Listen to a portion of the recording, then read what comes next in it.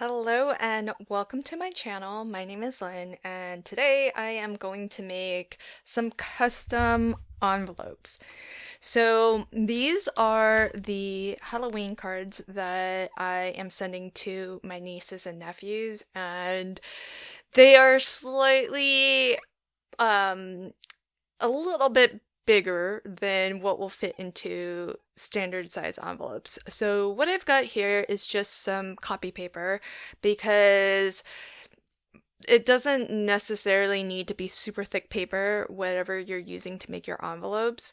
And especially since I'm sending these along with little gift boxes with some treats in them, I am just using pretty cheap copy paper because it actually doesn't need to go through the mail. It'll be inside of a box.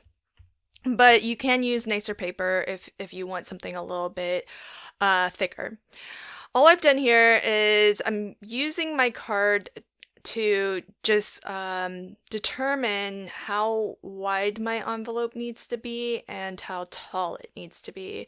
So I'm giving myself little tick marks so that I have a comfortable margin all the way around the edge of my card.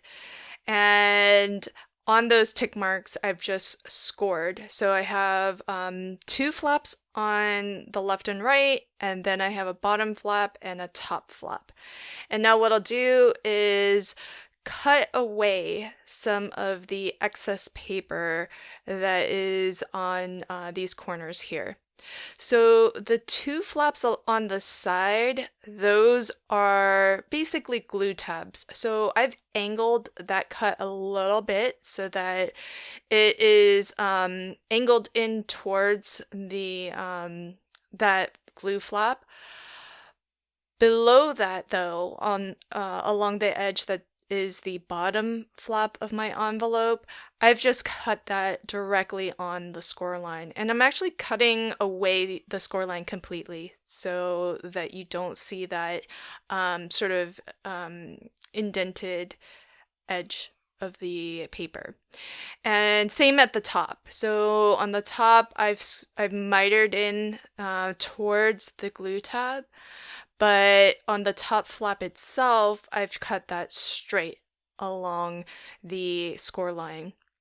And what I'll do, just to neaten up the envelope a little bit, is I'll actually round the corners of my of that top flap and of the bottom flap. But here you can kind of see the basic shape of the custom envelope. So, and this is tilted on the side. So on this top portion here is the or the right side here is the top of the envelope. And I'm just going to round those corners and round the bottom corners as well. And so the top flap I always cut so that it's a little bit shorter. And you can determine how tall you want that bottom flap to go up.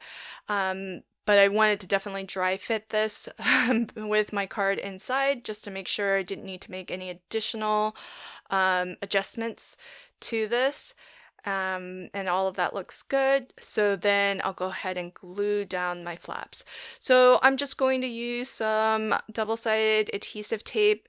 Doesn't have to be anything super strong, especially since in my case, I'm not actually putting this through the mail. So what I'm going to do is put a little bit of glue of this adhesive tape on the edge, bearing in mind that I only need to put adhesive where my bottom flap is actually going to overlap those two side glue tabs.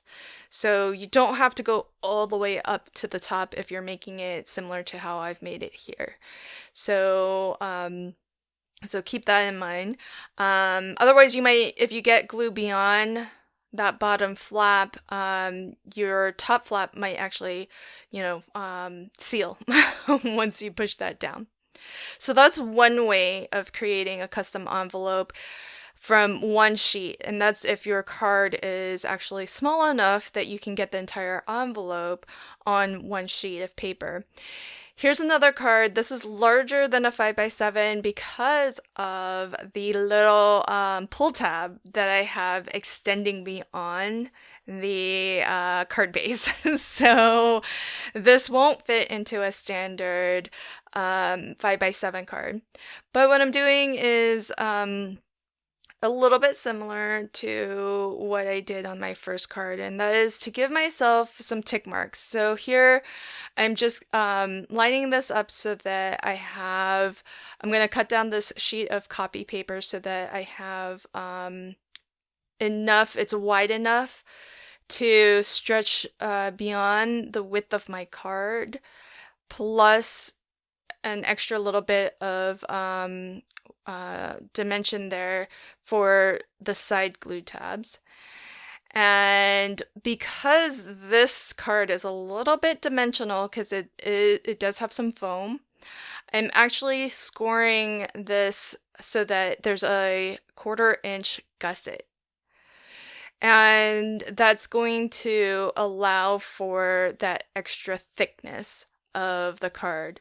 And here, all I have is the back, or actually technically the front of the envelope, and just the, this can either be your top flap or your bottom flap, and then the two sides.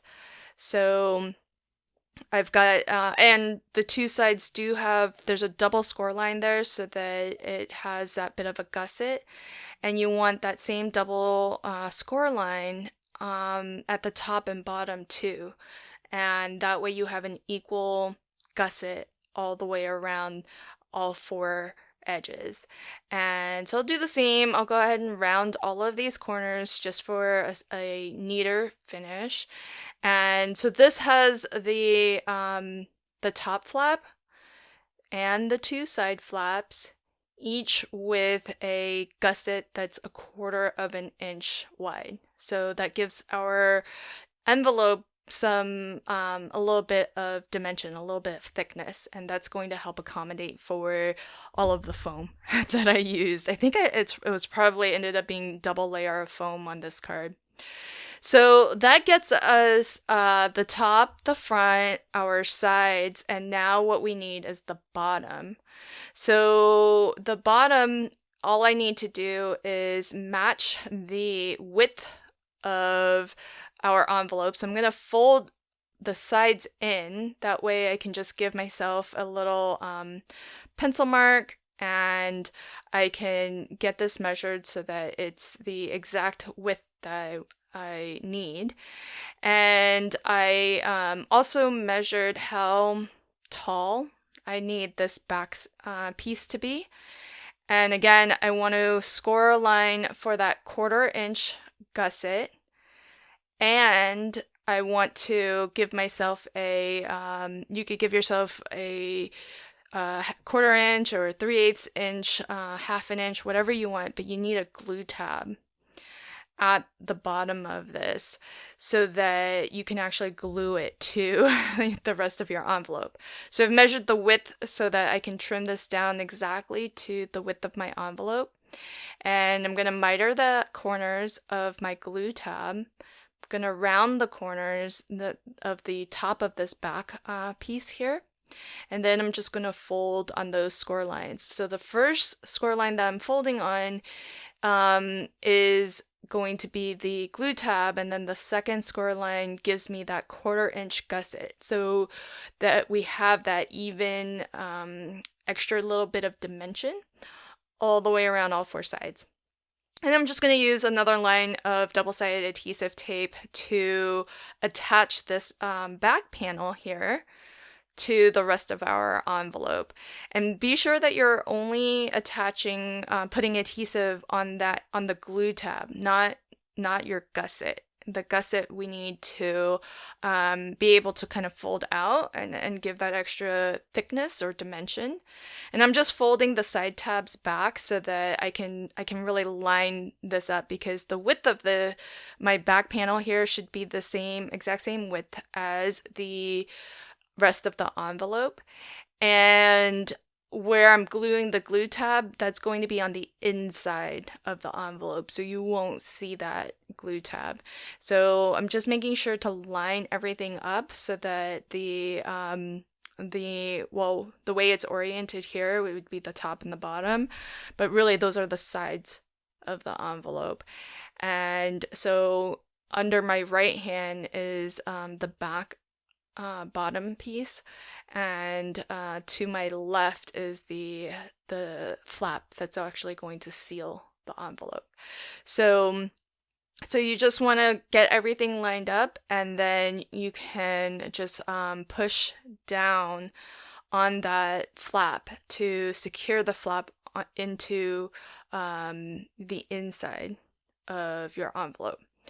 So once you get that all sealed up, then you're basically going to have a envelope that looks essentially like the first one we created in terms of the shape of it. So you'll have a top flap, you'll have a bottom flap, and then you'll have two side glue tabs. So go ahead and push that down so we have a nice seal there.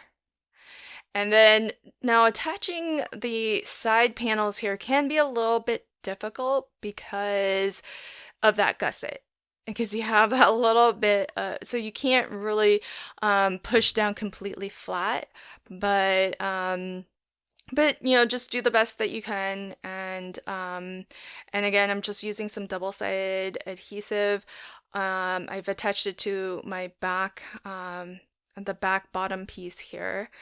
And when you line this up, what you want to line it up with is the edge where your gusset ends, so that you have that nice 1/4 of an inch all the way around.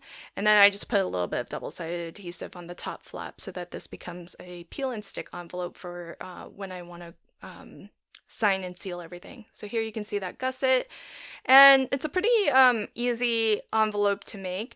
So you can definitely make it to accommodate any size and any thickness. So this is my crossover pointy card that has a lot of dimension. There's a lot of thickness here. So I'm going to do another gusseted envelope. And for this envelope, I am going to use 65-pound paper, which I happen to have available in this large 11 by 17 inch sheet of cardstock. Sometimes it can be really great to have 11 by 17 because if you are like me and you make mini albums, it's really great for covering your chipboard if you like to make bigger projects.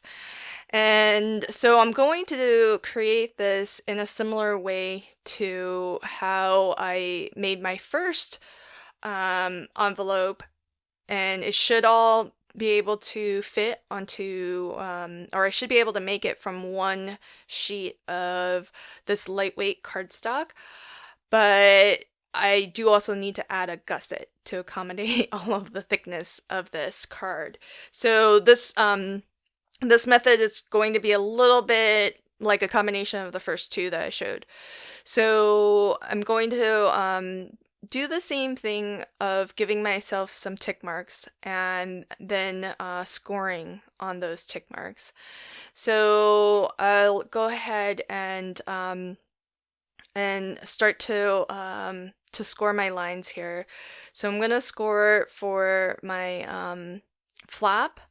I'm gonna give myself, I think I measured my gusset to be, I think I just gave myself an inch of a gusset, so it's gonna be quite dimensional. And Then I'm lining up my previous score line with my cutting track, and then I'm measuring from there. So I've put my card here just so that I can measure the inside of how big my envelope needs to be. And I'm just going to continue scoring. So that scored the bottom of my envelope. And then I'm going to score an inch away to give myself a gusset. And then what's remaining will be the bottom of my envelope. So that gives me, oh, I think that was the top. So I must have started from the bottom and then moved my way to the top. And then I gave myself a pencil mark where I can just trim that little piece off. And then I'm going to do the same thing along the two sides. So now, because my scoreboard doesn't score, and most scoreboards probably won't score beyond 12 inches, I'm going to score this from the top, and then I'm going to score it from the bottom to get the rest. But I need to make sure that I give myself that 1-inch gusset on both sides. And you can see my tick marks are a little bit away from this 6x6 card. And that way I have a little bit of wiggle room to the left and right of the card as well. And the 1-inch gusset is way more than the actual thickness of all of the extra dimension that I added to my card. And so I've scored it from the bottom and then scored it from the top just to continue on that score line. And I'll do that on both sides so that we have our scored edges. And so this is going to look very similar to the first custom envelope that I created, because it's all going to be, we'll have the top, the main envelope area, the two sides, and the bottom all on a single sheet of paper. And just like before, I'll go ahead and fold on all of these score lines and then cut away some of the excess cardstock so that all we have are the top and bottom portion and our glue tabs. And I'm going to use you could use your trimmer or you can cut it by hand. But when you cut your glue tab here, just keep in mind that it's just that first section that's your glue tab. The second section on the side is your gusset. So you don't want to cut that away on the side. So on the bottom and the top, though, you can cut away the gusset and that extra card to the left and right cardstock. But on your sides, you just want to miter the edge of that first, here you can see, you just want to miter the edge of that first section and then cut along the score line of where your gusset is. And then just cut off from the top and bottom to meet that that corner right there. So here I've mitered in for my glue tab and then cut along the bottom of my gusset. And that's pretty much it. If you're not, you could leave a little bit of a glue tab at the bottom of your gusset if you are worried about anything that you're putting into this envelope accidentally maybe falling out the bottom through that little opening, because it's not glued on the side there along the gusset. That's not glued down or secured, so technically, something could fall out if it was small enough, but nothing about this card is small, so so there's no risk of anything really falling out. So to assemble the envelope, it's the exact same as what you've seen previously. So just a little strip of double-sided adhesive tape along the bottom. And I actually made a mistake and mixed up my bottom and my top flap, but it's no big deal. I think aesthetically might look a little bit nicer when your top flap is a little bit shorter than your bottom flap, but at the end of the day, as long as they overlap each other so that you can seal it, it's not that big of a deal.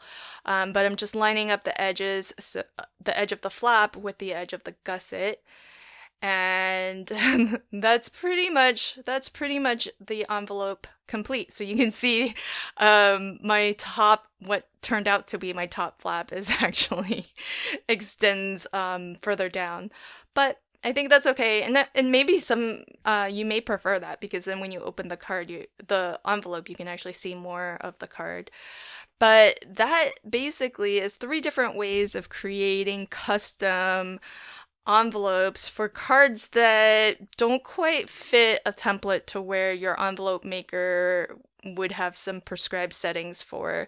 And so you can use this basic shape and methodology for any size and shape card. I hope this has been useful. If you like this video, please leave a comment, a like, and share this video if you think somebody else might enjoy it. And until next time, happy crafting and have a fantastic day. Bye.